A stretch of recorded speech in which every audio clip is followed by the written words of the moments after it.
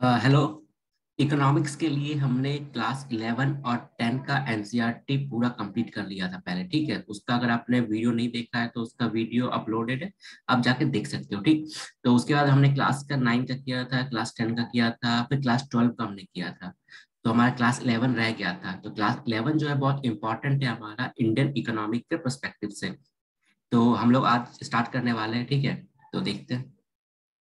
इसका दो दो एक क्लास 11 का जो हमारा इकोनॉमिक्स है वो दो पार्ट में आता है। पार्ट वन इंडियन इकोनॉमी है, पार्ट टू स्टैटिक्स है।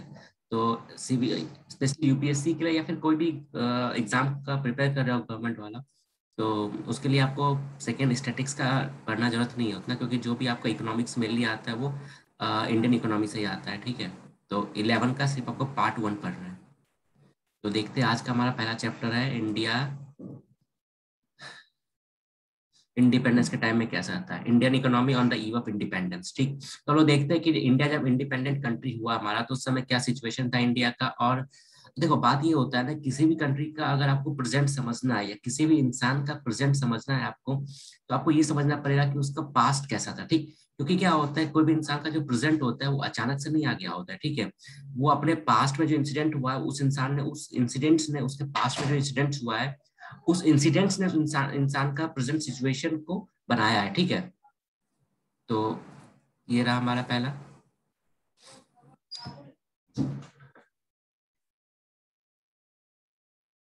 तो देख लेते हैं इंडिया, वही 15 अगस्त 1947 को इंडिया को इंडिपेंडेंस मिला। ठीक है, after 200 years of British rule. ठीक, उसके बाद क्या था, इंडिया जब इंडिपेंडेंट हुआ तो उस समय सबसे बड़ा प्रॉब्लम क्या था हमारा ना, लो लेवल इनकम। ठीक है, मतलब क्या कि इंडिया जब इंडिपेंडेंट हुआ हमारा, तो अब देखो बात ये है ना, इसके अंदर हम लोग जो देखेंगे, क्योंकि सब्जेक्ट हमारा इकोनॉमिक्स है तो इसलिए हम लोग जो पढ़ेंगे यहाँ पर सिर्फ इकोनॉमिक हिस्ट्री पढ़ेंगे। ठीक है, इकोनॉमिक के पॉइंट ऑफ व्यू से पढ़ने वाले। ठीक है, क्योंकि हिस्ट्री का तो आपने ऑलरेडी हिस्ट्री के क्लासेस में देख ही चुके हैं आप लोग।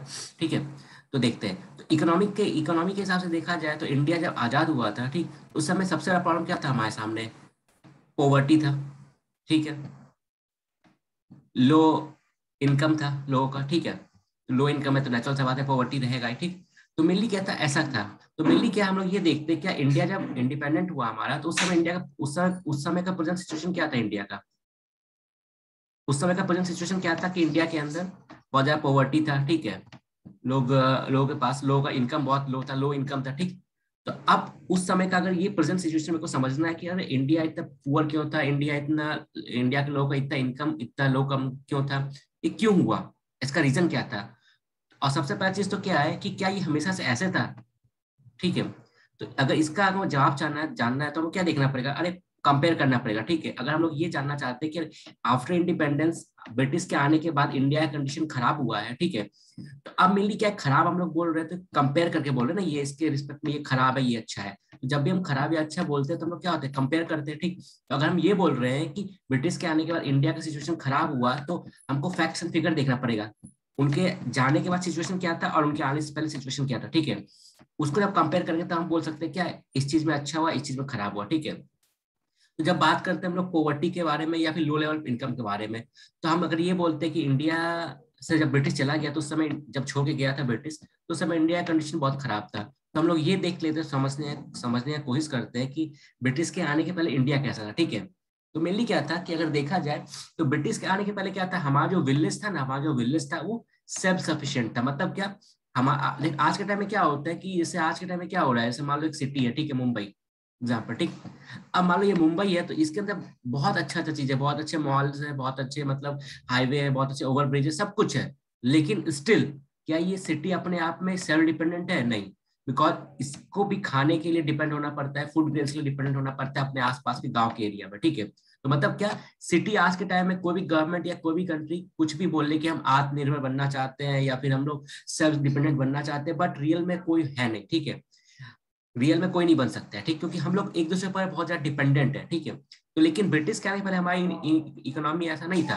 एक जो विलेज था वो अपने आप में सेल्फ डिपेंडेंट था। मतलब क्या, उस विलेज के जरूरत का सामान जो था वो खुद विलेज वाले खुद मतलब ग्रो करते थे। जैसे एग्जाम्पल, कुछ लोग खेती कर रहे हैं, कुछ लोग फार्मिंग कर रहे हैं, फिर कुछ लोग कपड़ा वगैरह बना रहे हैं। ठीक है, कुछ लोग अदर एक्टिविटीज में इन्वॉल्व है। तो आपस में क्या होता था, बैटर सिस्टम के थ्रू वो लोग एक दूसरे का नीड पूरा करता था, जिसके कारण क्या होता था, विलेज जो था इंडियन विलेज अपने आप में सेल्फ डिपेंडेंट था। ठीक है, क्लियर।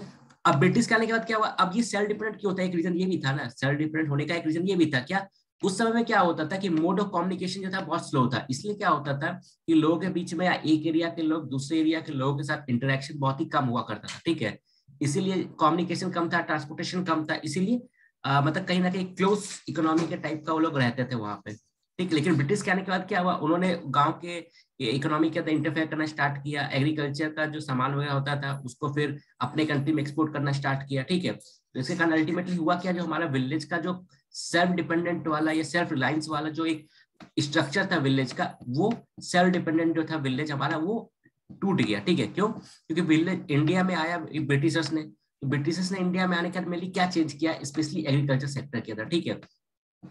तो ब्रिटिश के आने के पहले क्या था एग्रीकल्चर सेक्टर के अंदर, इंडिया जो था वो मेनली क्या था, विलेज सेल्फ डिपेंडेंट था, ठीक है, थोड़ा मोड़ा एक दूसरे एरिया के साथ शेयर करता होगा, लेकिन on a large self dependent था।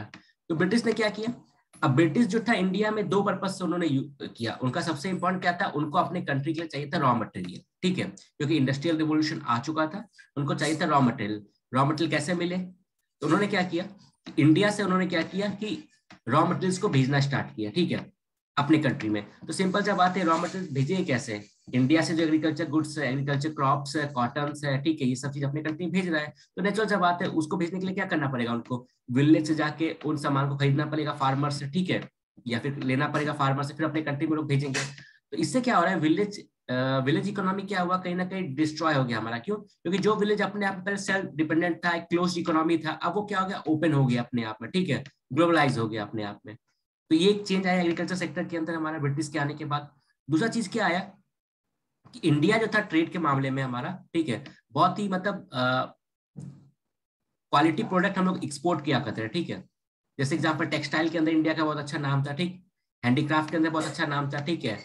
तो ये सब क्या था, जिसके कारण क्या होता था कि ब्रिटिश के आने के पहले क्या हुआ, एग्रीकल्चर सेक्टर के एग्रीकल्चर सेक्टर के अंदर हमने क्या समझा कि एग्रीकल्चर सेक्टर, ठीक, ब्रिटिश के आने के पहले क्या था कि विलेज जो था हमारा सेल्फ डिपेंडेंट था, ठीक है, तो सेल्फ डिपेंडेंट जो विलेज था, अब ब्रिटिश के आने के बाद क्या हुआ, वो सेल्फ डिपेंडेंट था विलेज का, वो हमारा खत्म हो चुका है, ठीक। दूसरा चीज क्या कि ब्रिटिश के आने के पहले क्या होता था, फार्मर जो थे वो क्या होता था, मेनली जो प्रोडक्ट उगा रहे हैं, जो मतलब खेती कर रहे हैं, वो मेनली क्या होता है, खुद कंज्यूम करने के लिए, ठीक है, खुद का कंज्यूम करने के लिए और थोड़ा बड़ा बेटर सिस्टम में लेन देन करने के लिए, ठीक, on a large food crop जो होता था उसका फार्मिंग होता था। लेकिन ब्रिटिश के आने के बाद क्या हुआ कि जो कहीं ना कहीं कॉमर्शलाइजेशन ऑफ फार्मिंग हुआ, मतलब क्या कि पहले जो था ब्रिटिश इंडिया का जो फार्मर्स था वो खुद के लिए ग्रेन्स उगाता था, अनाज उगाता था, ठीक है, अनाज उगाता, लेकिन अब वो क्या उगा रहा है, ऐसा सामान उगा रहा है जो कि इंडस्ट्री में यूज है, कहाँ पर, फॉरेन में, like example cotton, jute, Indigo, ठीक है, ये सब चीज। तो मतलब क्या, कॉमर्शलाइजेशन ऑफ एग्रीकल्चर का सिंपल सा ये मतलब होता है बाजार में बेचने के लिए उगाना, ठीक है, ये एक चेंज आया एग्रीकल्चर सेक्टर के अंदर। दूसरा चेंज क्या आया हमारा इंडस्ट्री सेक्टर के अंदर, ठीक, इंडस्ट्री सेक्टर में हमारा क्या आया कि इंडिया क्या था, एक टाइम में एक्सपोर्टर था प्रोडक्ट का, ठीक, इंडिया क्या करता था, एक्सपोर्ट करता था, इंडिया जो था एक्सपोर्टर था।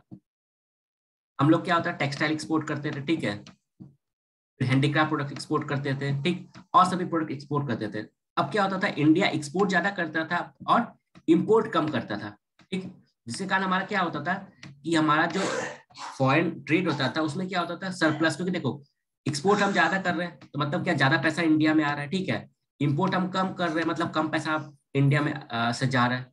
मान लो 10 रुपए का सामान हमने बाहर बेचा, ठीक, तो मेरे कंट्री में 10 रुपए आया, ठीक है, अब मैंने सिर्फ 5 रुपए का सामान ही बाहर से मंगाया, ठीक है, तो सिर्फ 5 रुपए बाहर गया, तो नेट मेरे पास कितना रुपए बचा कंट्री के अंदर, नेट रुपए कितना है मेरे कंट्री के अंदर, 5 रुपए नेट आया। तो जब ये नंबर पॉजिटिव में आया तो इसको कहेंगे हम लोग क्या, ट्रेड सरप्लस, ठीक है, एक्सपोर्ट माइनस इंपोर्ट जब ये पॉजिटिव में आएगा तो ये ट्रेड सरप्लस होगा मेरा, और जब ये नंबर नेगेटिव में आए तो ट्रेड डेफिसिट, ठीक है। तो हुआ क्या कि ब्रिटिश के आने के पहले क्या था कि हम लोग इंपोर्ट बहुत कम करते थे, ठीक है, एक्सपोर्ट ज्यादा करते थे। लेकिन ब्रिटिश के आने के बाद क्या हुआ कि क्योंकि क्या था, उनको अपने कंट्री में, उनके कंट्री में जो इंडस्ट्रियल रिवॉल्यूशन आया तो वहां पे क्या हुआ कि बहुत सारे जो क्लॉथ्स वगैरह टेक्सटाइल इंडस्ट्री आया वहां पे, तो उनको क्या चाहिए था, अपने लिए मार्केट चाहिए था, ठीक है। उन्होंने क्या किया कि इंडिया के अंदर इंडिया को एज अ मार्केट उन्होंने यूज किया, मतलब क्या, इंडिया से रॉ मटेरियल ले जाते थे, ठीक है, फिर उसका प्रोडक्ट बना के फिर इंडिया में आके उसको लोग सेल करते हैं, ठीक। तो इसी कारण मेनली क्या हुआ कि इंडिया जो एक टाइम में ट्रेड सरप्लस कंट्री था वो अब क्या हो गया, ट्रेड डेफिसिट कंट्री हो गया, ठीक है। क्योंकि हम पहले हम लोग ज्यादा सेल करते थे बाहर, बट अब ज्यादा बाय करने लगे बाहर, ठीक है। एक ये इफेक्ट आया ब्रिटिश के आने से इंडस्ट्रियल सेक्टर में। तीसरा हमारा आया डोमेस्टिक इकोनॉमी में, क्या कि पहले क्या था, कहीं ना कहीं हमारे कंट्री के जो छोटे मोटे माइक्रो इसके मतलब एमएसएमई थे, ठीक है, मीडियम स्केल इंडस्ट्रीज वगैरह, हैंडीक्राफ्ट इंडस्ट्री वगैरह, वो अपने आप में सेल्फ डिपेंडेंट थे, वो बना रहे हैं, ठीक है, नॉर्मली अपना हैंडमेड प्रोडक्ट बना रहे हैं, काम चल रहा है उनका, ठीक है। ठीक है, अब क्या हुआ बाद में, जब मशीन मेड गुड इंडिया में आना स्टार्ट हो जाएगा ब्रिटिश वाला, ठीक है, तो नेचुरल सा बात है, इंडिया का जो मतलब काम करने वाला बंदा है, वो क्या हो रहा है, हाथ से बना रहा है कपड़ा, ठीक, तो नेचुरल सा बात है, वो टाइम कंज्यूमिंग होगा, और टाइम कंज्यूमिंग होगा तो महंगा भी होगा। और जो ब्रिटिश से आ रहा है वो मशीन से बन रहा है तो सस्ता होगा, ठीक है। तो इसके कारण क्या हुआ कि अब नेचुरल सा बात है, मार्केट के अंदर जो सामान सस्ता मिल रहा है लोग वही खरीदेंगे, ठीक है। तो ब्रिटिश जो गुड्स था वो ज्यादा बिकने लगा मार्केट के अंदर। इसके कारण क्या हुआ कि इंडिया का जो हैंडीक्राफ्ट प्रोडक्ट था वो मार्केट में उसका डिमांड कम हो गया, और विद द टाइम क्या हुआ कि हैंडीक्राफ्ट इंडस्ट्री में जो काम कर रहे थे इंडिया के अंदर, उनको अपना हैंडीक्राफ्ट इंडस्ट्री बंद करके क्लोज करके वापस गांव में विलेज के अंदर जाना पड़ा, क्योंकि उनके पास कोई और जॉब नहीं था, अनएम्प्लॉयमेंट आ गया इसके कारण, ठीक है। ये तीन चीज हमने देखा क्या, कि ब्रिटिश के आने के बाद इंडियन इकोनॉमी में क्या चेंज आया, इसमें ये चीज दिया गया मेनली। एग्रीकल्चर का बात दिया गया इसमें, जो मैंने अभी समझा दिया, फिर इंडस्ट्री का बात दिया गया जो मैंने समझा दिया, एक कमर्शियलाइजेशन ऑफ एग्रीकल्चर जो मैंने एक्सप्लेन कर दिया कि खुद के लिए मत खाओ, बाजार के लोग खाओ। सेकंड क्या होता है, डी इंडस्ट्रियलाइजेशन, मतलब क्या, जो ऑलरेडी इंडस्ट्री खुला हुआ है हमारा उसको बंद करना, जो हमने देखा यहाँ पर हुआ। फिर हमने क्या देखा था अभी, ट्रेड डेफिसिट वाला केस, तो ये हुआ नेचुरल सा बात है क्या, कि लोगों का इनकम घटेगा, इनकम घटेगा तो क्या हुआ कि लोगों का इनकम घट रहा है, तो विद द टाइम क्या होगा, नेशनल कैपिटल भी हमारा घटेगा, नेशनल इनकम भी हमारा घटेगा। कैसे, पर कैपिटा इनकम कैसे निकालते हैं, कंट्री का जो टोटल इनकम है, ठीक है, पूरे इंडिया का जो टोटल नेशनल इनकम है हमारा, ठीक, नेशनल इनकम जो है उसको टोटल पॉपुलेशन से डिवाइड कर दो तो निकल जाएगा हमारा पर कैपिटा इनकम।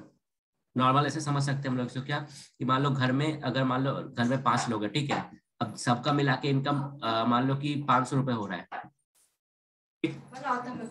ठीक है, और घर में 5 लोग हैं, तो नेचुरल सा बात है क्या कि इसको जब डिवाइड करेंगे तो क्या निकलेगा कि हर आदमी का ऑन एवरेज क्या होता है, इनकम निकला 100 रुपीज, ठीक। तो national income per capita income को हम लोग एवरेज इनकम भी बोल सकते हैं, ठीक है। अब क्या होता है कि बहुत सारे जो हमारे जो फ्रीडम फाइटर्स है, ठीक है, तो उन्होंने अपने अकॉर्डिंग कोशिश किया जानने का कि भैया जो ब्रिटिश के कारण जो इकोनॉमी पे नुकसान हो रहा है हमारा, वो कैसा नुकसान हो रहा है, कितना नुकसान हो रहा है, ठीक है।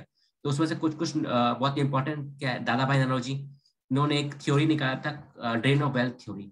उसमें इन्होंने ये कहा था कि ये राज्य से इंडिया है, ठीक है, ये रहा ब्रिटेन, ठीक। उन्होंने ये बोला था कि क्या हो रहा है कि जो भी ब्रिटिश चाहे वो ट्रेड कर रहा है, चाहे एक्सपोर्ट इंपोर्ट कर रहा है, चाहे सैलरी वगैरह जो जा रहा है, ठीक है, उसके कारण क्या हो रहा है, इंडिया का जो वेल्थ है कहीं ना कहीं बह के वो ब्रिटेन में जा रहा है, ठीक है। तो इसी थ्योरी को उन्होंने नाम दिया था कि ड्रेन ऑफ वेल्थ थ्योरी, आगे आएगा, ठीक है। तो ये था।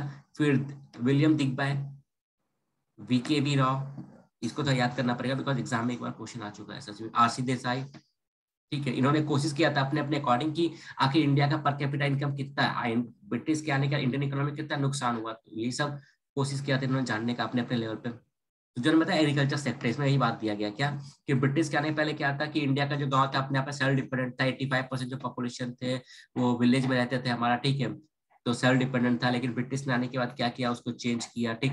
एग्रीकल्चर प्रोडक्टिविटी हमारा बहुत लो था, तो नेचुरल सा बात है क्या, ये सब चीज ब्रिटिश ने कैसे खराब किया एग्रीकल्चर को। पहला तो क्या किया ब्रिटिश ने एग्रीकल्चर को, कैसे एग्रीकल्चर सेक्टर में ब्रिटेन ने क्या क्या किया, ब्रिटिश ने क्या क्या किया, पहला चीज तो उन्होंने क्या किया कि कॉमर्शियलाइजेशन ऑफ एग्रीकल्चर किया, ठीक है, कि जहां पहले फार्मर्स खुद के लिए उगा रहा था, खुद के लिए खाने के लिए, वो क्या कर रहा है, मार्केट इकोनॉमी को प्रमोट किया एक टाइप से, ठीक है। तो एग्रीकल्चर के अंदर क्या किया उन्होंने, मार्केट इकोनॉमी को प्रमोट किया, कॉमर्शियलाइजेशन ऑफ एग्रीकल्चर को प्रमोट किया। सेकंड उन्होंने क्या किया कि लैंड रेवेन्यू सिस्टम लाया, मतलब क्या कि लैंड को परमानेंट सिस्टम में, ठीक है, फिर हमारा परमानेंट सिस्टम हो गया, हमारा राइटवारी सिस्टम हो गया, ठीक है, फिर हमारा एक महलवारी सिस्टम हो गया, ठीक है। डिफरेंस बता देता हूँ क्या था। परमानेंट सेटलमेंट क्या होता था कि जमींदार को ब्रिटिश गवर्नमेंट ने लैंड दे दिया, ठीक, उनको ये बोला है भैया ये आज से आपका रिस्पॉन्सिबिलिटी है, आप रेवेन्यू इकट्ठा करो और मुझे दो, बदले में आपका कुछ कमीशन होगा, ठीक है। तो यहाँ पे जमींदार ने इंपॉर्टेंट रोल प्ले किया, ठीक। लेकिन बाद में क्या हुआ कि ब्रिटिश को ये लगा कि भैया यहाँ तो मेरे को नुकसान हो रहा है, बिकॉज जमींदार तो मेरे को फिक्स अमाउंट दे रहा है, लेकिन उधर तो अपना बहुत पैसा कमा रहा है। इसीलिए ब्रिटिश गवर्नमेंट ने न्यू रेवेन्यू लाया था, कौन सा, right wise system. Right wise system में क्या था ये ब्रिटिश ने ये बोला था कि भैया अब मैं जो होगा ना फार्मर्स के साथ डायरेक्ट डायरेक्ट रिलेशन बनाऊंगा, ठीक, मतलब क्या ब्रिटिश ऑफिसर जो होगा, ठीक है, मतलब जो गवर्नमेंट ऑफिसर्स होगा या गवर्नमेंट ऑफिशियल जो होगा वो डायरेक्टली जाके हर इंडिविजुअल जो टैक्स पेयर उससे पैसा लेगा, ठीक है। ये थर्ड सिस्टम था महलवारी। महलवारी में उन्होंने ये बोला था कि भैया देखो, एक काम करते, गांव का जो एक ग्रुप चूज कर लेते, ठीक, गांव कैसे मान लो पंचायत है, ठीक है, तो ये क्या होगा, हर गांव का पंचायत टाइप का या एक ग्रुप है, ठीक है, उसका ये रिस्पॉन्सिबिलिटी होगा कि पूरे गांव वालों से पैसा इकट्ठा करके मेरे को रेवेन्यू दे। क्लियर। तो लैंड सेटलमेंट हमने लाया, तो ये हमने देख लिया ऑलरेडी क्या था। देखो इजी टू अंडरस्टैंड में ज्यादा कुछ नहीं है। तो नेचुरल सा बात है क्या कि जमींदार सिस्टम जो था, इसमें क्या था, जमींदार को फायदा मिल रहा था, तो उन्होंने कभी भी सिर्फ अपना रेवेन्यू इकट्ठा करने पे ध्यान दिया, कभी भी उन्होंने मतलब एग्रीकल्चर में इन्वेस्टमेंट नहीं किया, ठीक है, क्योंकि उनका मेन मोटिव क्या था, रेवेन्यू के ऊपर फोकस करना, ठीक है, रेवेन्यू इकट्ठा करना, रेवेन्यू पे फोकस करना, मेन टारगेट या मेन ऑब्जेक्टिव जो था उनका रेवेन्यू कलेक्शन था। तो उन्होंने कभी भी जमींदार ने कभी भी लैंड पे खर्चा नहीं किया, उसका प्रोडक्टिविटी को खर्चा नहीं किया, जिससे कारण क्या हुआ कि नेचुरल सा बात है, लैंड जो है विद द टाइम उसका जो फर्टिलिटी होता है डिग्रेड करते रहता है, ठीक है, डिग्रेड करेगा। तो अगर आप उसके ऊपर इन्वेस्टमेंट नहीं करोगे, ठीक है, तो क्या होगा कि उसका फर्टिलिटी डिक्लाइन करेगा, तो विद द टाइम अगर प्रोडक्टिविटी भी कम होगा। तो ये भी एक रीजन था हमारा कि क्या हुआ, विद द टाइम लैंड का जो प्रोडक्टिविटी था वो भी कम हुआ और पर कैपिटा इनकम भी फार्मर्स का कम हुआ हमारा। अब फार्मर्स का देखो अब क्या हो क्या रहा है, फार्मर्स के ऊपर रेवेन्यू कम नहीं हो रहा है, फार्मर्स को रेवेन्यू हर साल बढ़ रहा है, इंक्रीज हो रहा है रेवेन्यू, लेकिन जो लैंड से फर्टिलिटी हो रहा है उनका प्रोडक्टिविटी हो रहा है, प्रोडक्टिविटी कम हो रहा है। इसके कारण क्या हो रहा है, फार्मर्स का condition situation with the time और ज्यादा पुअर होते गया हमारा। तो रेवेन्यू सेटलमेंट हमने देख लिया, 3 टाइप का था हमारा, कमर्शियलाइजेशन एग्रीकल्चर में समझ लिया है।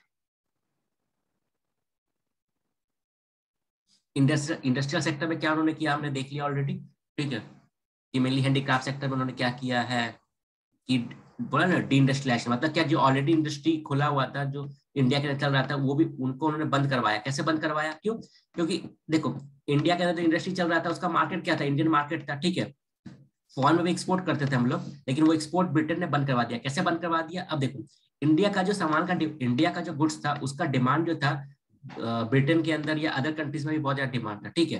पहला चीज तो क्या कि ये पूरा जो ट्रेड था वो किसके हाथ में था, फॉरेनर्स के हाथ में था। तो मतलब क्या कि सिंपल सा बात है कि जो कमीशन या फिर जो प्रॉफिट होगा वो भी फॉरेनर्स को होगा, ईस्ट इंडिया कंपनी को होगा, ठीक है। वो सेकंड चीज क्या, इंडिया के लोग जो पहले ब्रिटेन में एक्सपोर्ट करते थे, तो ब्रिटिश पार्लियामेंट ने क्या किया, क्योंकि इंडिया का सामान अच्छा होता था, ठीक है, इसलिए वहां पर डिमांड ज्यादा हुआ करता था, इसलिए क्या हुआ कि ब्रिटिश पार्लियामेंट ने क्या किया, एक लॉ बनाया था, बहुत सारा एक्ट बनाया था, ठीक है, इसमें से एक एक्ट था मेरा, बहुत सारा एक्ट था, ठीक, उसमें ये एक्ट बना के उन्होंने ये बोला कि भैया इंडिया का सामान जो भी यूज करेगा या फिर किसी के पास इंडिया का सामान मिला या फिर किसी दुकानदार ने इंडिया का सामान बेचा तो उसके ऊपर फाइन लगेगा, ठीक है। तो उन्होंने क्या किया, पेनल्टी लगाया, जिससे कारण क्या हुआ कि ब्रिटेन के अंदर लोगों ने इंडिया का गुड्स मार्केट जो था वो खत्म हो गया, ठीक है। तो नेचुरल सा बात है, यहाँ पर डिमांड कम हो गया तो इंडिया का मार्केट यहाँ खत्म हो गया, ठीक। अब ऐसा क्यों किया, क्योंकि सिंपल सा बात है, उनके कंट्री के अंदर खुद प्रोडक्शन बढ़ रहा है, तो उनको लॉबी किया उन्होंने वहाँ के बिजनेसमैन ने कि भैया हमारे लिए मार्केट आप प्रोवाइड करवाओ। तो इससे कारण क्या हुआ कि इंडिया से आने वाला सामान था उन्होंने अपने कंट्री बैन करवा दिया, ठीक। तो ये एक नुकसान हुआ कि इंडियंस का जो एक्सपोर्ट का मार्केट था वो खत्म हो गया, ठीक है। अब बचा डोमेस्टिक मार्केट। डोमेस्टिक मार्केट में क्या हुआ कि कंपनी का जो मैन्युफैक्चर गुड्स है, मशीन मेड गुड्स इंडिया में आ रहा है, तो नेचुरल सा बात है वो सस्ता पड़ेगा, ठीक, सस्ता पड़ेगा, चीप पड़ेगा। सेकेंड चीज क्या कि लोगों ने वेस्टर्नाइजेशन मॉडर्नाइजेशन का सिंबल भी उसको मान लिया तो उसको अडॉप्ट किया, ठीक है। तो बहुत सारा रीजन था, इससे कारण क्या हुआ कि कहीं ना कहीं इंडियन जो हैंडीक्राफ्ट प्रोडक्ट्स था उसका डिमांड मार्केट में कम होना स्टार्ट हो गया। अब नेचुरल सा बात है, डिमांड कम होना स्टार्ट हो जाएगा तो इंडस्ट्री सस्टेन कर नहीं पाएगा वो इंडिया वाला, वो अपना बोरिया बिस्तर समेट के चल देगा फिर। तो वही चीज हुआ। इसी को हम लोग क्या कहते हैं, डी इंडस्ट्रियलाइजेशन। इंडस्ट्रियलाइजेशन क्या होता है, न्यू न्यू इंडस्ट्री का ओपन होना, ठीक है। डी इंडस्ट्रियलाइजेशन ठीक उल्टा। तो बहुत सारे न्यू न्यू इंडस्ट्री भी स्टार्ट हुए थे इंडिया में, ठीक है, उस टाइम में। जैसे एग्जांपल हमारा कॉटन इंडस्ट्री स्टार्ट हुआ था, जूट इंडस्ट्री स्टार्ट हुआ था, क्योंकि उसका रॉ मटेरियल इंडिया में था। फिर हमारा टिस्को स्टार्ट हुआ था। मतलब ये यहाँ पे ये याद रखना है क्या कि इन्होंने जो भी इंडिया में स्टार्ट हुआ वो क्या हुआ, पर्सनल कैपेसिटी में लोगों ने स्टार्ट किया, ठीक है, पर्सनल कैपेसिटी में इंडिया से स्टार्ट किया था, गवर्नमेंट के साइड से कोई भी सपोर्ट नहीं था। इंडस्ट्री जो स्टार्ट हुआ मेनली क्या हुआ, एग्रो बेस्ड इंडस्ट्री स्टार्ट हुआ, या फिर जो बेसिक इंडस्ट्री होता है, लाइक एग्जांपल हमारा iron Indian iron steel industry हो गया, इस टाइप का इंडस्ट्री हुआ, ठीक है। लेकिन कैपिटल गुड इंडस्ट्री इंडिया में स्टार्ट नहीं हुआ था। ब्रिटिशर्स ने कभी भी प्रमोट नहीं किया capital good industry. Capital good industry क्या होता है, सर मान लिया जाए एक आप कार बनाने का इंडस्ट्री स्टार्ट करना चाहते हो, ठीक है, लेकिन कार बनाने के लिए भैया आपको नट बोल्ट बनाने वाला इंडस्ट्री चाहिए ना, आयरन शीट बनाने वाला इंडस्ट्री चाहिए, कोई स्टील बनाने वाला इंडस्ट्री चाहिए, ठीक है, कोई मिरर बनाने वाला इंडस्ट्री चाहिए। ये सब क्या होता है कि ऐसा इंडस्ट्री जो कि आपका ऐसा गुड्स बनाए जो कि एज अ कैपिटल आप यूज कर सको किसी और इंडस्ट्री के अंदर, ठीक है, उसी को कहते हैं कैपिटल गुड इंडस्ट्री। जैसे आयरन एंड स्टील इंडस्ट्री हो गया, तो हैवी इंडस्ट्री जो होता है उसी को कहते हैं कैपिटल गुड इंडस्ट्री, मतलब जिसका की आउटपुट आप किसी और प्रोडक्ट को बनाने में यूज कर सको।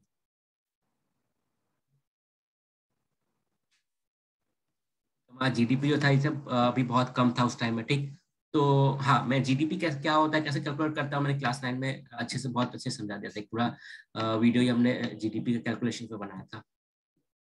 तो मेनली 3 सेक्टर होता है जीडीपी में ना, प्राइमरी सेक्टर, सेकेंडरी सेक्टर और टर्शियरी सेक्टर, ठीक है। प्राइमरी सेक्टर को हम लोग एग्रीकल्चर सेक्टर ही बोलते हैं, ठीक, इसको हम लोग इंडस्ट्री सेक्टर ही बोल देते हैं, और इसको सर्विस सेक्टर ही बोलते हैं। हर सेक्टर के अंदर जितना प्रोडक्शन होगा, हर सेक्टर जितना प्रोड्यूस करेगा, उसको हम लोग प्लस कर देंगे तो मेरा कंट्री का जीडीपी निकल जाएगा। इसको करने का 3 मेथड होता है, हमने ऑलरेडी डिस्कस किया था, इनकम मेथड, प्रोडक्शन मेथड और एक्सपेंडिचर मेथड। आगे बढ़ते हैं। फॉरेन ट्रेड मैंने बता दिया क्या, ब्रिटिश के आने के पहले क्या था कि इंडिया का जो ट्रेड था हमारा क्या था, सरप्लस में चल रहा था, ठीक। सरप्लस मतलब क्या कि हम लोग जो था दूसरे कंट्री में एक्सपोर्ट ज्यादा करते थे, ठीक है, और इम्पोर्ट कम करते थे। लेकिन ब्रिटिश के आने के बाद क्या हुआ कि हम लोग कम करने लगे और इम्पोर्ट हम ज्यादा करने लगे, ठीक है। एक्सपोर्ट कम क्यों, क्योंकि हमारा जो डिमांड था अदर कंट्रीज में उसको कम करवाया गया, ठीक है। हमने एग्जांपल देखा कि ब्रिटेन ने क्या किया, अपने कंट्री के अंदर लॉ बना के इंडियन गुड्स को प्रोहिबिट कर दिया था, बैन कर दिया था, ठीक है। उसके कारण हमारा एक्सपोर्ट मार्केट चला गया, ठीक है वो। और दूसरा क्या था कि इम्पोर्ट रीजन बनने का रीजन क्या था हमारा कि मशीन मेड गुड्स जो इंडिया में आ रहा है, ब्रिटेन को मार्केट चाहिए था। ब्रिटेन के अंदर क्या था, इंडस्ट्रियलाइजेशन हो चुका था, ठीक है। उनको अब जो प्रोडक्ट बन रहा है उनके लिए मार्केट जो चाहिए, तो मार्केट बेचे कहाँ पे, तो मार्केट बेचने के लिए क्या हुआ कि उनको एक जगह चाहिए था, तो इंडिया से अच्छा जगह कहाँ हो सकता था, इसलिए क्या किया उन्होंने, इंडिया में अपना मशीन मेड गुड्स को बेचना स्टार्ट कर दिया। जिसके कारण क्या हुआ कि हमारा इम्पोर्ट बढ़ गया। पहले कुछ नहीं आता था इंडिया में, सब मत खास कपड़ा दिखा जाए तो पहले कपड़ा बाहर से नहीं आता था, लेकिन अब क्या हुआ, कपड़ा बहुत सारा बाहर से आना स्टार्ट हो गया, तो नेचुरल सा बात है हमारा इम्पोर्ट बढ़ेगा, एक्सपोर्ट घट रहा है, तो नेचुरल सा बात है क्या हुआ, ट्रेड जो सरप्लस था हमारा एक टाइम में, ब्रिटिश के आने का क्या हुआ, ट्रेड डेफिसिट हमारा हो गया।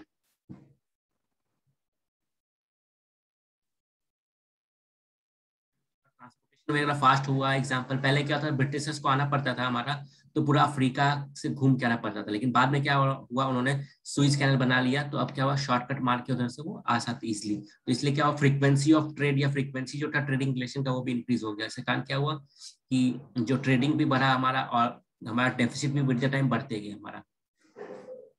यहाँ से फूड ग्रेन्स ले जाना क्यों, क्योंकि ब्रिटेन में क्या होता है ना, 8 महीने तो वहाँ पे मतलब विंटर मौसम रहता है, ठीक है, 6 से 8 महीने विंटर रहता है, तो वहाँ पे विंटर में तो ज्यादा फसल वगैरह होता नहीं है ना, गेहूं वगैरह एग्जाम्पल, तो इंडिया से लोग ग्रेन्स भी अपने कंट्री में ले जाते थे।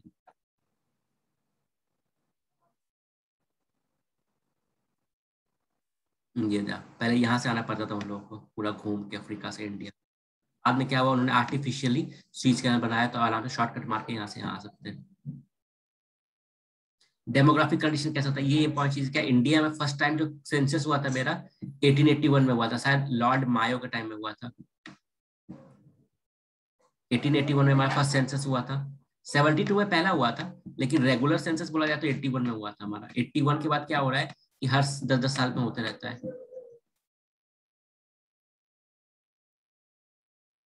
डेमोग्राफिक ट्रांजिशन क्या होता है, अब क्या पॉपुलेशन जो था उसमें कितने लोग सर्विस सेक्टर में थे, कितने लोग फार्मर्स थे, कितने लोग मैन्युफैक्चर में थे, कितने लोग सर्विस में थे, उनका स्टडी करना, ठीक है, डेमोग्राफी का स्टडी करना। तो जब इंडिया आजाद हुआ उस टाइम में हमारा जो पॉपुलेशन था, ठीक है, मेनली 16% पॉपुलेशन जो था वो लिटरेसी रेट था, मतलब कि हमारा जो लिटरेसी रेट था टाइम ऑफ इंडिपेंडेंस, ठीक, इंडिपेंडेंस के टाइम में हमारा जो लिटरेसी रेट था कितना था, 16% था, ठीक।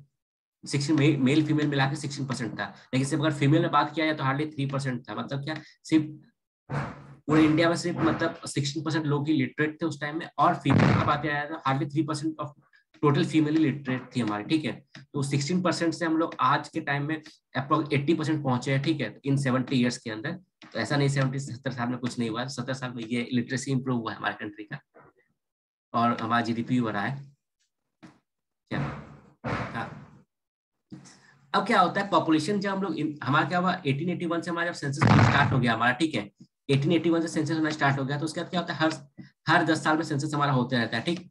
91 में हुआ, ठीक है, फिर 1901 में हुआ, ठीक, फिर 1911 में हुआ, ठीक है, और 1920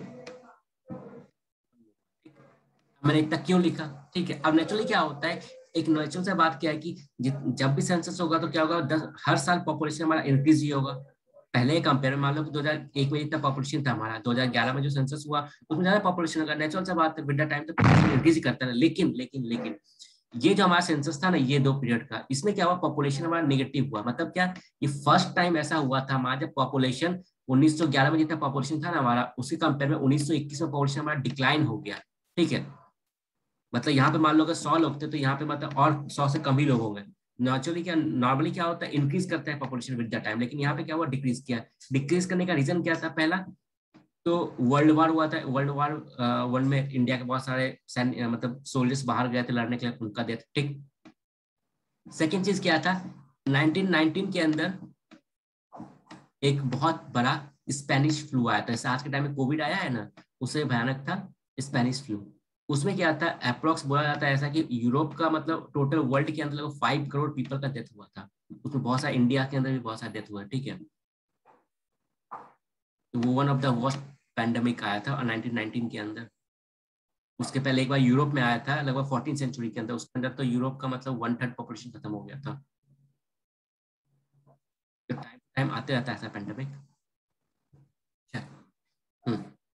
तो ये था कि आज हम लोग इंडिपेंडेंट हुए, तो इंडिपेंडेंस के टाइम में क्या था, हमारा जो लिटरेसी रेट था कितना, 16% था, ठीक है।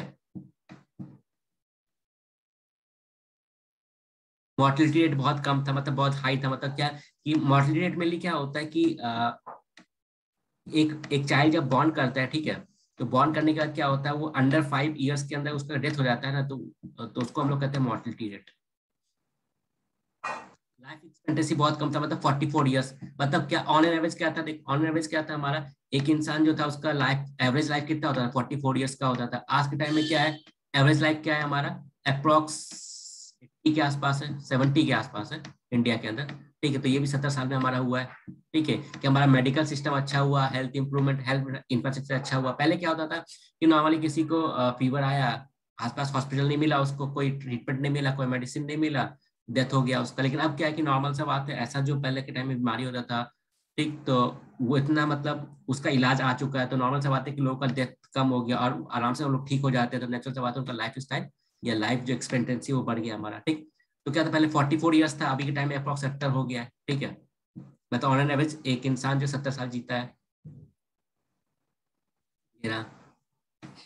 डेमोग्राफिक ट्रांजिशन हम लोग देख लेते हैं एक बार। क्या कोई भी कंट्री, अगर मान लो क्या होता है, डेवलपमेंट का 3 स्टेज होता है। पहले क्या होता है, कोई भी कंट्री क्या होता है, अंडर डेवलप होता है, ठीक है, फिर डेवलपिंग होता है, फिर वो डेवलप्ड हो जाता है।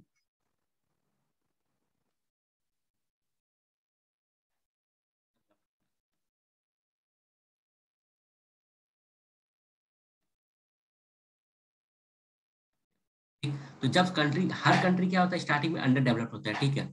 तो उस सिचुएशन में क्या होता है कि कंट्री के अंदर क्या है, लोगों के पास बेसिक फैसिलिटी नहीं है, ना तो एजुकेशन है उनके पास, ना तो हेल्थ है, ठीक है, और ना ही मतलब मेडिकल फैसिलिटी है। तो नेचुरल सी बात है, कॉन्ट्रासेप्टिव मेथड्स वगैरह का भी यूज नहीं हो पाएगा। तो वहाँ पे क्या होगा, बर्थ रेट भी हाई रहेगा उस कंट्री के अंदर, ठीक। और क्योंकि मेडिकल फैसिलिटी भी बहुत कम है, तो नेचुरल सी बात है, डेथ रेट भी हाई रहेगा, ठीक है। जब भी कोई कंट्री अंडर डेवलप होता है तो क्या होता है, वहाँ बर्थ रेट भी हाई होता है और डेथ रेट भी हाई होता है। इसी कारण क्या होता है कि नेट हमारा जो पॉपुलेशन इंक्रीज होता है ना, वो बहुत ही कम होता है। नेट जो पॉपुलेशन इंक्रीज होता है हमारा बहुत कम होता है, ठीक, क्योंकि ज्यादा लोग बर्थ भी हो रहा है, ज्यादा डेथ रेट भी ज्यादा हो रहा है, ठीक। तो नेट जो इंक्रीज होता है पॉपुलेशन में बहुत कम होता है हमारा, मतलब ग्राफ ऐसे ऐसे ऐसे ऐसे हल्का हल्का ऊपर जाएगा, ठीक है, कभी कभी निगेटिव में भी चले जाएगा। जैसे आज के टाइम में बहुत ज्यादा पुअर कंट्रीज है, अफ्रीकन कंट्रीज देख लिया जाए। फिर फिर आता है सेकंड स्टेज ऑफ डेवलपमेंट। क्या डेवलपिंग कंट्री में क्या होता है कि लोगों के अंदर थोड़ा मोड़ा एजुकेशन आ चुका है, लिटरेसी प्रमोट हो चुका है, ठीक है, मेडिकल फैसिलिटी भी बढ़ चुका है, ठीक। अब देखो अब क्या होता है, लोगों के अंदर एजुकेशन आ चुका है, थोड़ा मोड़ा मेडिकल फैसिलिटी बढ़ चुका है, लेकिन क्या होता है क्योंकि अब मेडिकल फैसिलिटी अच्छा हुआ तो क्या हुआ, मेडिसिन आ चुका है, तो आप मेडिसिन खाओगे तो बच जाओगे, ठीक है। तो इस सिचुएशन में क्या होता है, डेथ रेट कम हो जाता है, ठीक है, लेकिन बर्थ रेट कम नहीं होता है, बर्थ रेट हाई रहता है। बिकॉज क्यों, तो क्या होता है, बर्थ रेट क्या होता है, एडुकेशन पे डिपेंड करता है। जैसे मान लिया जाए आज के टाइम में अगर आपको पूरा पीढ़ी को एजुकेट करना है तो it will take some time, ठीक है। लेकिन मान लो आज के टाइम में क्या हुआ, जैसे मान लो कि कोविड का मेडिसिन आया, ठीक है, तो नेचुरल सा बात है, एक बार मेडिसिन आया 1-2 साल में सबके पास पहुंच गया। लेकिन मान लो किसी को एडुकेट करना है तो it is a long process, it will take 12-13 years, ठीक है। वो इसी कारण क्या होता है कि बर्थ रेट तो हाई रहता है बट डेथ रेट कम हो गया, मतलब लोगों का ज्यादा लोगों का जन्म हो रहा है बट लोगों का डेथ कम हो रहा है। इसी कारण क्या हो रहा है, नेट जो हमारा पॉपुलेशन ग्रोथ होता है बहुत ही ज्यादा होता है। इसलिए इस केस को हम लोग क्या बोलते हैं, पॉपुलेशन एक्सप्लोजन। जिस क्यों, क्योंकि इसमें जो नेट पॉपुलेशन ग्रोथ होता है हमारा बहुत ही ज्यादा होता है, बहुत बहुत ऐसे इंक्रीज ही करते रहेगा ऐसे, ठीक है। इसी इसी इंडिया भी इसी स्टेज में था, लेकिन अब धीरे धीरे यहाँ पे कंट्रोल आ चुका है। बताता हूँ इंडिया का ये सब। डेवलपिंग में क्या, डेवलप में क्या होता है, डेवलप कंट्रीज के अंदर अब क्या वहाँ पे एजुकेशन हो चुका है, अप्रॉक्स 100% लिटरेसी है, मेडिकल फैसिलिटी बहुत अच्छा है, लिटरेसी बहुत अच्छा है, तो नेचुरल सा बात है क्या कि बर्थ रेट भी वहाँ कम हो गया। जैसे जापान का देख लिया जाए, जापान का तो बर्थ रेट अब निगेटिव हो रहा है। इंडिया के अंदर भी देख लिया जाए तो केरला, केरला में भी मतलब क्या हो रहा है, बर्थ रेट एक टाइप से देखा जाए तो देखो पॉपुलेशन ग्रोथ रेट है वहाँ पर भी एक टाइप से निगेटिव है, बर्थ रेट भी निगेटिव होता है यहाँ पे और डेथ रेट भी निगेटिव होता है।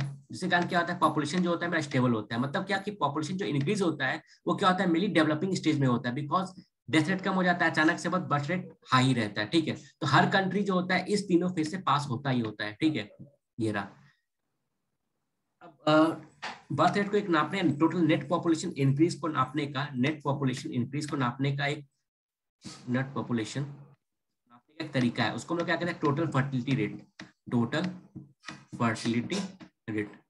अब टोटल फर्टिलिटी रेट क्या होता है, सिंपल वर्ड में बोला जाए तो मतलब क्या, टोटल फर्टिलिटी रेट का मतलब ये होता है कि एक female number of child born by women, ठीक, मतलब एक फीमेल अपनी लाइफ टाइम के अंदर कितने बच्चों को जन्म दे रही है, ठीक, वो होता है टोटल फर्टिलिटी रेट। मान लो कि एक वुमन है, ठीक, अपने लाइफ टाइम के अंदर मान लो 2 बच्चे को जन्म दिया, तो एग्जाम्पल क्या, उस वुमन का TFR कितना है, 2 है, एक ने 4, टोटल लाइफ टाइम में 4 दिया है बर्थ, तो 4 हो गया उसका, ठीक है। तो मेनली क्या होता है कि इंडिया का जो अभी 2.2 हो चुका है, ठीक है, इंडिपेंडेंस के टाइम में क्या था हमारा 6.5 था। मतलब क्या, हर कपल जो है इंडिया के, मतलब इंडिपेंडेंस के टाइम में क्या था 1947 के अंदर, हर कपल जो था हमारा, ठीक है, अप्रॉक्स हर कपल लगभग 6.5 चाइल्ड होता था, मतलब साढ़े 6 बच्चे हर कपल में होते थे हमारे, ठीक है। लेकिन आज के टाइम में क्या है, वो डिक्लाइन करके क्या होगा, 2.2 कपल्स, मतलब हर कपल्स का ऑन अप्रॉक्स हर वुमेन जो होती है 2.2 चाइल्ड को बॉर्न करती है, एवरेज एक टाइम, ठीक है।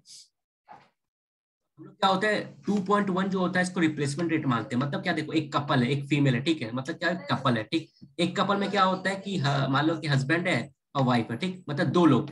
अब ये 2 लोग एग्जाम्पल, ठीक है, अब 2 लोग है, इनका मान लो कि TFR रेट वुमेन का 2 है, मतलब क्या 2 चाहते बच्चे, तो मतलब क्या है कि 2 लोग, 2 जो बच्चे आ रहे हैं दुनिया में वो किसको रिप्लेस कर रहे हैं, इन दोनों को रिप्लेस कर रहे हैं। नेचुरल सा बात है ना कि हस्बैंड तो प्रेग्नेंट नहीं हो सकता है, वो तो चाइल्ड बियर नहीं कर सकता है, तो सिंपल सा बात है उसके हिस्से का भी वुमेन को ही करना पड़ेगा रिप्लेसमेंट, ठीक। तो मेनली क्या बात है, हाँ 2 लोग आए, 2 हुआ TFR, तो मतलब क्या कि 2 लोग जो है यहाँ पे उनको रिप्लेस करने के लिए 2 लोग है। तो इसमें इस सिचुएशन में क्या होता है कि हमारा TFR अगर 2.1 होता है, 1.1 इसलिए हम लोग लेके चलते हैं बिकॉज एक्सीडेंट होता है, ये अननेसेसरी डेथ हो गया, तो इसीलिए थोड़ा प्लस माइनस करने के चक्कर में 0.1, ठीक है। तो 2.1 हमारा रिप्लेसमेंट रेट है, मतलब रिप्लेसमेंट रेट इसलिए क्यों, क्योंकि क्या होता है कि अगर 2.1 हम अचीव कर लेते हैं तो इसका मतलब क्या है कि 2 जो कपल है, ठीक है, वो क्या है, उनको रिप्लेस कौन कर रहा है, 2 लोग रिप्लेस कर रहा है। तो इस सिचुएशन में क्या होगा, पॉपुलेशन हमारा स्टेबल रहता है, स्टेबिलिटी ऑफ पॉपुलेशन हमारा इस केस में रहता है, इसलिए इसको हम लोग क्या करते हैं, स्टेबिलिटी, ठीक है, हमारा इसलिए इसको हम लोग क्या करते हैं, स्टेबल पॉपुलेशन का रेट, ठीक, स्टेबल रेट। तो नेचुरल सा बात है इंडिया ने 2.2 अचीव कर लिया हमारा, ठीक है। तो नेचुरल सा बात है क्या हम लोग नियरली टू हमारा रिप्लेसमेंट रेट के नियरली पहुंच चुके हैं। तो ऐसा कहा जाता है कि आने वाले 10 साल के अंदर क्या है कि इंडिया का पॉपुलेशन जो होगा इंक्रीज नहीं करेगा, वो स्टेबल हो जाएगा और फिर बाद में डिक्रीज करेगा, जो सारे सारे कंट्री में देखा गया यही फॉर्मेट। तो मतलब क्या, इंडिपेंडेंस के टाइम में सिचुएशन क्या था हमारा कि on an average her couple का, मतलब हर जो वुमेन था उसका TFR रेट कितना 6.5, ठीक है। अब क्या हुआ 2.2, ठीक है। तो ये कहीं ना कहीं बहुत बड़ा मतलब सक्सेस है हमने, कि बिना किसी हार्श मेजर के या फिर बिना किसी मतलब जैसे चाइना टाइप लॉ बना के या फिर बिना इस किए हमने नेचुरल तरीका से एजुकेशन का प्रमोट करके, हेल्थ फैसिलिटी का प्रमोट करके हमने क्या किया, इतना ज्यादा रिड्यूस कर दिया अपने मतलब पॉपुलेशन ग्रोथ रेट को। तो ये भी 70 साल में हुआ है, ठीक है। तो वही बदला है क्या कि पहले क्या था कि हमारा 85 मोर देन 80% जो पॉपुलेशन थे हमारे किस सेक्टर में थे हमारे, ठीक है, फार्मिंग सेक्टर में थे, ठीक है, और उसके बाद सर्विस सेक्टर में थे, ठीक है, कुछ लोग मैन्युफैक्चरिंग सेक्टर में थे, हमारे सर्विस सेक्टर 10% सर्विस सेक्टर में थे, 15-20% लोग मैन्युफैक्चर, 80% लोग जो थे हमारे एग्रीकल्चर सेक्टर में थे, 10% लोग जो थे हमारे मैन्युफैक्चरिंग सेक्टर में थे, और लगभग 15 से 20% जो लोग हैं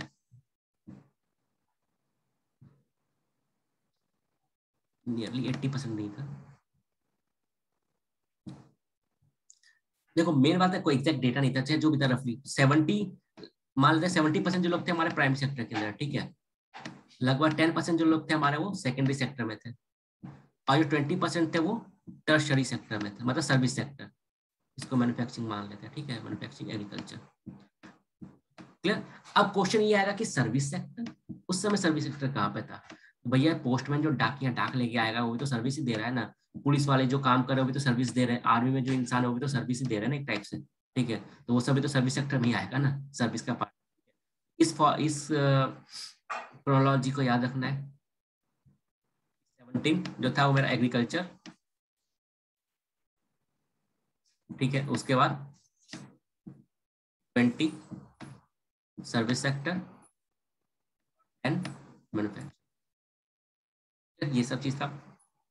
ब्रिटिश के आने का सबसे ज्यादा फायदा हमें ये हुआ कि भले ही उन्होंने कुछ भी स्टार्ट किया इंडिया के अंदर अपना सेल्फ मोटिव से अब स्टार्ट किया, जैसे एग्जांपल रेलवे उन्होंने स्टार्ट किया, क्यों स्टार्ट किया, बिकॉज उनको जिससे कि वो अपना इंटीरियर एरिया से रॉ मटेरियल को ले जा सके, ठीक है, मतलब पोर्ट तक, फिर पोर्ट से अपने कंट्री में, ठीक, एडमिनिस्ट्रेशन पर्पस के लिए स्टार्ट किया रेलवे की, मतलब जो इंटीरियर एरिया है वहाँ पे आर्मी का मूवमेंट अच्छे से हो पाए, ठीक है, एडमिनिस्ट्रेशन अच्छे से हो पाए, कम्युनिकेशन अच्छे से हो पाए, ठीक है, इस सब कारण उन्होंने स्टार्ट किया। लेकिन क्या हुआ, इसके कारण क्या हुआ कि इंडियंस को फायदा मिला, कैसे कि इंडियंस के अंदर कम्युनिकेशन बढ़ा, एक दूसरे के साथ अच्छे से कम्युनिकेशन वो लोग कर सकते हैं, ठीक है, अपना एक जो थॉट्स होता है, व्यू होता है, उसको एक्सचेंज कर सकते हैं, ठीक, अच्छे से प्लानिंग कर सकते हैं कैसे हमको नेशनल मूवमेंट करना है, ब्रिटिश के खिलाफ नहीं करना है, ठीक है, तो ये चीजों क्या था। तो उन्होंने जो इंफ्रास्ट्रक्चर बनाया, भले ही उन्होंने अपने सेल्फ मोटिव के लिए बनाया, लेकिन अल्टीमेटली उससे इंडिया का बहुत बड़ा फायदा हुआ हमारा। जैसे एग्जाम्पल वाटर ट्रांसपोर्ट उन्होंने स्टार्ट किया, पोर्ट बनवाया, रेलवे बनवाया, पोस्ट बनवाया, ठीक है, ये सब चीज हमारा, मेरे को ना भले उनका खुद का मोटिव हो, एग्जाम्पल की इंटीरियर एरिया से अपना एडमिनिस्ट्रेशन अच्छा करना, वहां से रॉ मटेरियल बेचना, अपना मार्केट पहुंचाना, ठीक है, वो सब चीज। रेलवे स्टार्ट किया था 1853 में, और फिर टेलीग्राफ स्टार्ट किया था 1851 के अंदर।